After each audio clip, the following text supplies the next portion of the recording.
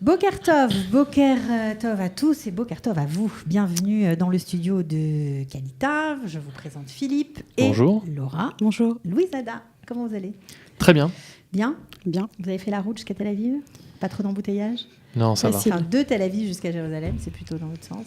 Ça va, impeccable. Alors, vous êtes là parce que vous allez nous raconter votre parcours d'Alia. Qu'est-ce qui vous a motivé? Pourquoi vous êtes venu alors que vous aviez une vie tout à fait confortable en France et que ce n'était pas du tout dans vos projets, en tout cas pas du tout dans les tiens, un peu plus dans les tiens, mais vous étiez installé, toi tu travaillais à la banque Rothschild depuis longtemps.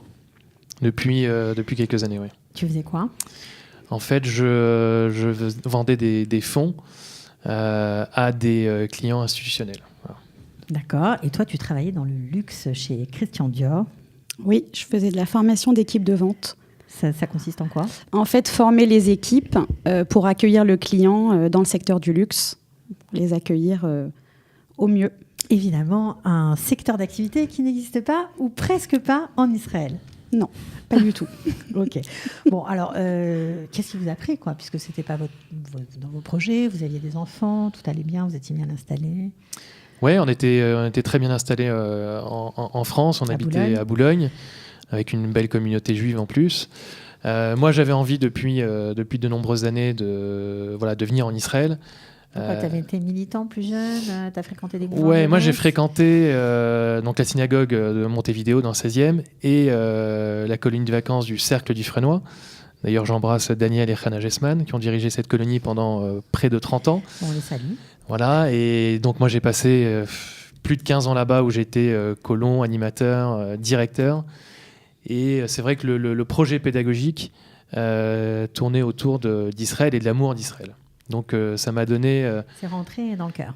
Ouais, j'ai baigné là-dedans, c'est vraiment rentré dans le cœur. Et dans un petit coin de ma tête, je me disais, faut qu'un jour je fasse le pas. Je passe le pas. Voilà. Puis j'ai été élevé aussi dans une famille qui a toujours bougé. Avec mes parents, on habitait en Espagne, on habitait aux États-Unis, donc le changement ne me faisait pas forcément peur. Bon, ça, c'est déjà pas mal. C'est déjà un gros atout. Ouais. Mais toi, Laura, c'était pas du tout au programme. Toi, tu viens d'une famille un peu différente. Tes parents, moitié ashkénaze, moitié séfarade, avec des parents qui ont des survivants de la Shoah. Voilà, moi, une famille qui n'a jamais bougé de Paris. Donc, famille... très proche, très collée. Non, moi, c'était pas du tout dans mon optique de vie. Et bon, en rencontrant Philippe, au fil des années, il m'a fait découvrir Israël, il m'a fait aimer ce pays. Et c'est vrai que c'était un projet qui était en nous et que... Ça a été long, une longue maturation. Exactement. J'ai fait un travail de longue haleine. Hein. C'est vrai. Alors, il ne faut pas vous désespérer si vous avez des femmes un peu c'est vrai. Qui ne sont pas très partantes, ça peut arriver, ça peut c'est changer. Vrai. Moi, j'étais très dans mes habitudes, très parisienne. Et c'est vrai que... En 2015, en 2014, on a été à l'agence juive pour s'inscrire en espérant pouvoir partir 1 an et demi, 2 ans après.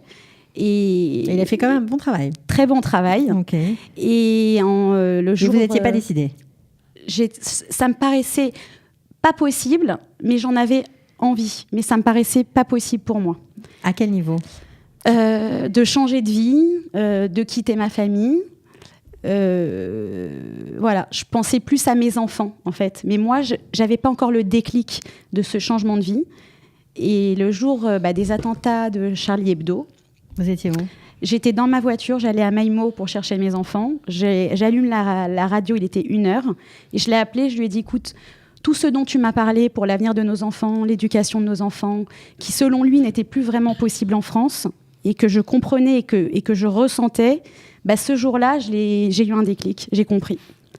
J'ai compris, et c'était avant les attentats de l'hypercachère. Donc, vous entendez à la radio qu'il y a eu un carnage chez Charlie Hebdo. Voilà. Moi, vous appelez direct. Tout de suite, je l'ai appelé. Ah oui. Je lui ai dit, on part. Je lui ai dit, on a été à l'agence juive il y a 4 mois, on part. Il me dit, mais t'es folle, on prend pas une décision comme ça. Je lui ai dit, écoute, ça fait des années que c'est en moi, mais j'arrivais pas à comprendre. Et là, c'était quoi? Vous avez compris quoi? Qu'il n'y avait plus d'avenir pour vos enfants? Voilà. Il n'y avait plus d'avenir pour mes enfants. Donc, je me suis dit, on a un pays magnifique qui nous attend. À moi d'avoir un peu de courage. Et on va tenter. Alors donc, c'est quand on est mis finalement au pied du mur, hein, quand on se dit ouais un jour peut-être, mais au pied du mur, vous n'avez pas fait marche arrière un petit peu? Non. Vous avez eu l'angoisse un peu tout d'un coup? Oui, j'ai senti un peu de pression. Mais j'ai surtout demandé à Laura si elle faisait pas ce raisonnement sous le coup de l'émotion et si elle était sûre de son choix, parce que je voulais surtout pas qu'elle regrette. Et elle m'a dit non, en même temps, voilà, t'as le feu vert, donc ni une ni deux. Moi, j'ai appelé l'agence juive pour aller faire une visite dans les locaux et voir comment ça se passait. Et tout de suite, j'ai réservé un billet d'avion pour le mois de février pour aller faire un premier tour. En Israël, puisque finalement, on ne connaissait pas où atterrir. Absolument pas. Ouais. Absolument pas. Pourquoi vous avez choisi Tel Aviv pour vous installer? Tel Aviv, moi, ça nous semblait en tout cas le choix. Il n'en a pas eu de débat sur le lieu. On s'est dit on connaît Israël, mais assez peu finalement, comme des vacanciers. Et on s'est dit on va aller au plus simple, on va aller dans la grande ville, là où ça ressemble un petit peu entre guillemets à Paris. Sauf qu'évidemment, ça ne ressemble pas du tout à Paris. Mais en tout cas, ça nous rassurait d'être dans la grande ville. Pourquoi ça ne ressemble pas du tout à Paris? Il y en a qui le disent, que ça ressemble à Paris. Alors, c'est un tout petit Paris. C'est tout petit. Voilà. C'est vrai que... C'est une ville de province pour nous. Voilà, c'est une ville de province, tout le monde se connaît. C'est très différent. La mentalité est très différente. En fait, on sous-estime, je pense, le gap culturel qu'il peut y avoir entre la France et Israël. Et c'est vrai qu'on n'y réfléchit pas forcément avant de partir. Et on arrive et on reçoit un peu une claque, hein, parce que c'est des relations qui sont très différentes entre les gens. C'est une relation beaucoup plus directe. Mais c'est sympa aussi, non? C'est sympa, il faut s'habituer. Il n'y a pas trop de rigueur. Mais en fin de compte, on s'y habitue. Et il y a la limite, on aime ça, quoi. Ça devient grave, là, si on aime ça. Oui, ça devient un peu grave. On s'y habitue, en tout cas. Mais c'est vrai. Mais c'est vrai que c'est un... ça a été... il faut un peu de folie pour se dire je plaque tout en France. D'autant qu'on avait une vie bien établie pour arriver en Israël, dans un pays finalement qu'on connaît assez peu. Ok, alors justement, vous plaquez tout. Vous étiez dans le luxe. Je passe du tu au vous, c'est pas grave. Alors on va reprendre le tu. Tu t'es dit, je vais suivre mon mari. Si lui a un job, moi, on verra après. Moi, je vais faire l'ulpan et je vais essayer de m'occuper de mes enfants pour les aider. Pour les aider. Au début. Alors, ça veut dire quoi? Tu avais déjà un job en partant? Tu t'es arrangé pour... Oui. Moi, j'avais déjà une partie de mon activité en Israël. Pourquoi? Donc, moi, je travaillais en fait donc dans la finance, où l'idée c'était de représenter des banques étrangères en Israël et de commercialiser leurs produits. Pas mal. Ouais. C'était vraiment pensé. C'était pensé. Très en amont. C'était pensé, oui, absolument. Ok, donc tu continues à faire ça aujourd'hui? Et je continue à faire ça aujourd'hui, oui. Alors, tu représentes quelle banque étrangère en Israël? Alors, je représente une banque indienne, okay. Avec une très grosse banque indienne, une banque chilienne et une banque espagnole. Alors, en plus, tu fais venir ces gens-là ici et tu es un peu l'ambassadeur d'Israël. Et ça, c'est vraiment, j'allais dire, mon plaisir, c'est de faire découvrir Israël à ces gens-là qui connaissent absolument pas Israël. Ils ont souvent un peu quelques préjugés, donc ils viennent avec beaucoup d'appréhension, avec un peu d'excitation aussi, mais pour la plupart, ils vont découvrir des chars dans la rue. Et ils ont une vision d'Israël qui est quand même assez différente. Donc les faire venir en Israël... et de voir leur visage complètement ébahi devant ce beau pays, c'est un vrai plaisir pour moi. Et ils repartent, la première chose qu'ils me disent en repartant, c'est quand est-ce qu'on revient. Ça, c'est donc c'est un vrai plaisir. C'est une vraie montée, ça. Ouais. C'est une alia qu'on peut dire réussie. Ok, alors en plus, je continue avec toi parce que ce que tu nous as pas dit, c'est que tu es un passionné de théâtre.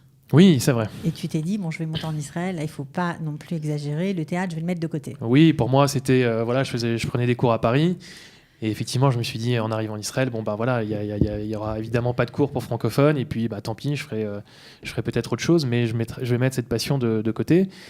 Et par chance, j'ai rencontré Elisabeth Kedem, qui est une vraie figure théâtrale en Israël, et j'ai participé donc à ses cours, avec une troupe exceptionnelle de francophones.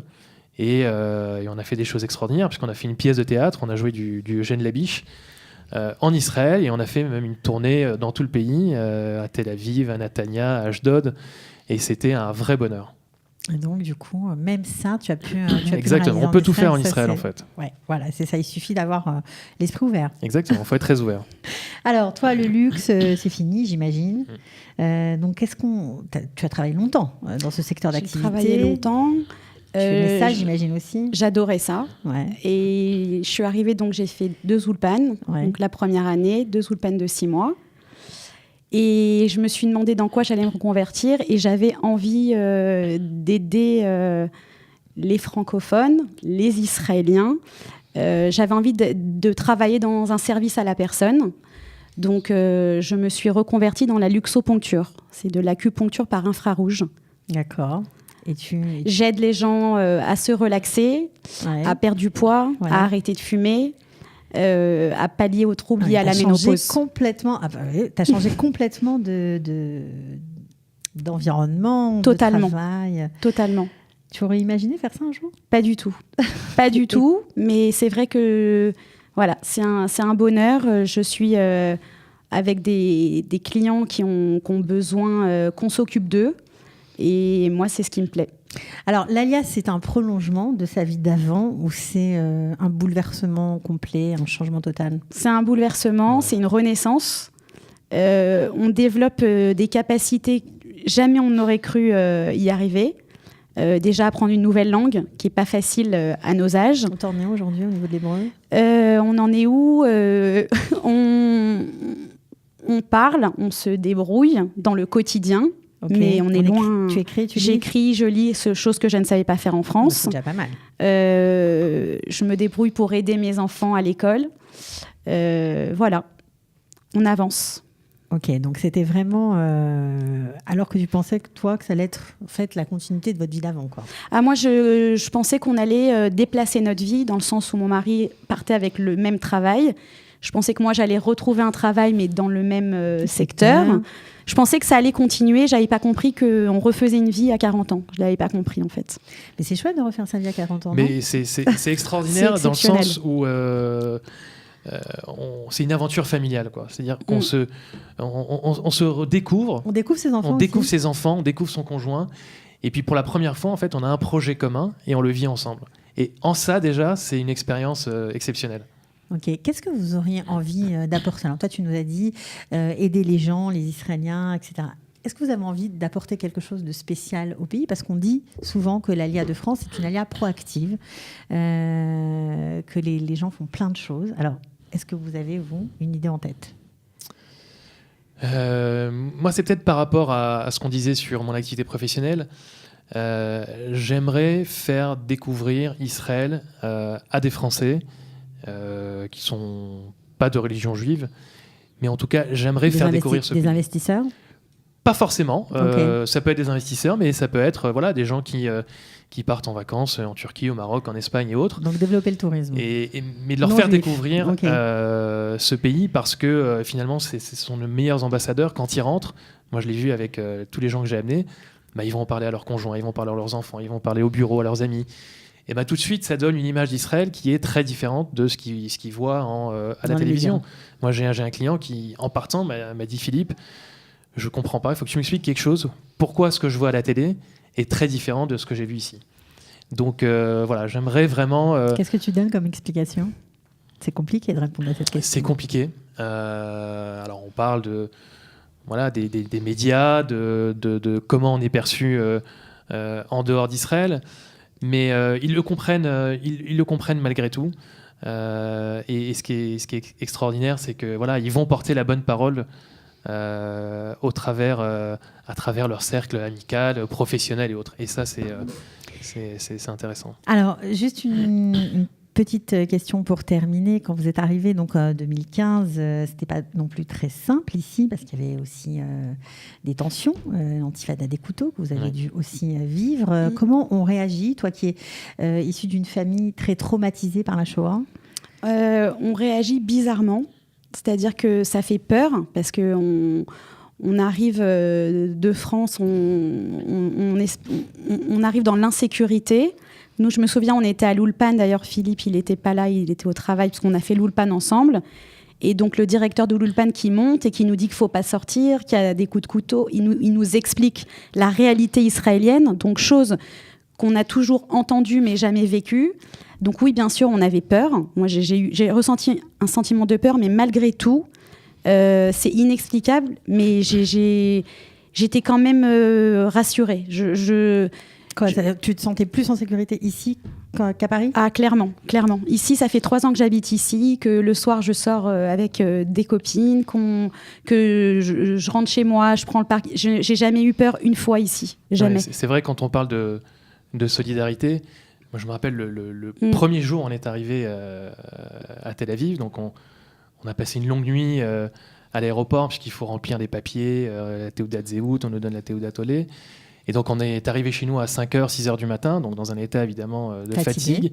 On ne sait plus où on est, on change de pays. Et le soir, on a été dîner. Et là, j'ai eu un coup de blues, mais énorme. Énorme coup de blues. On était les 5 à table. Non, mais il y avait l'histoire des couteaux, il y avait tout ça. On était les 5 à table et on se regardait sans un mot. Et moi, je me disais, mais pourquoi j'ai fait ça ? Qu'est-ce que j'ai fait ? Pourquoi j'ai amené tout le monde et j'ai embarqué tout le monde dans cette galère ? Et là, la serveuse est arrivée vers moi en me regardant et en me disant Monsieur, est-ce que vous allez bien ? Donc ça devait se voir sur mon visage. Et je lui explique, je lui dis voilà, on a fait notre alia aujourd'hui même. Et là, elle nous a offert le dessert, enfin même une dizaine elle a couvert la table de dessert. Et en partant, elle avait acheté un bouquet de fleurs et elle nous a remis un bouquet de fleurs en nous souhaitant bonne chance. Et tout de suite, ça nous a tous requinqués et on s'est dit on sait pourquoi on est là. Eh ben ça, on va finir comme ça parce que c'était vraiment une anecdote très émouvante. Oui. J'imagine que ça a dû vous marquer. J'espère que vous ne rencontrez que de bons shlichim, comme on dit, de bons envoyés sur vos chemins respectifs. Oui. Merci beaucoup à tous les deux. Merci à vous. Et bon retour à Tel Aviv alors. Merci. Ciao, ciao. Bye.